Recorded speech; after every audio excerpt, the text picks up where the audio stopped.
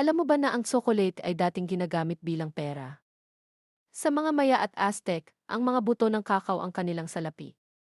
At hindi lang iyon, ang dark chocolate ay puno ng antioxidants na nakakatulong sa ating puso. Pero mag-ingat dahil ang tsokolate ay nakakalason sa mga aso at pusa. Mayroon ding puting tsokolate na hindi totoong tsokolate dahil wala itong cocoa solids. Gawa lang ito sa cocoa butter, asukal at gatas. Ang unang chocolate bar ay ginawa noong 1847 at ang ilang dark chocolate ay pwedeng tumagal ng 100 taon kung maayos ang pagkakatago.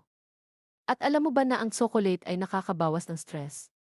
May taglay itong serotonin at endorphins, kaya talagang nagpapasaya ito sa atin. At kung gusto mong magpakasaya, subukan ang Tila Madeline G. Struff, ang pinakamahal na tsokolate sa mundo na nagkakahalaga ng $250 kada piraso. Paki-like at subscribe. Salamat!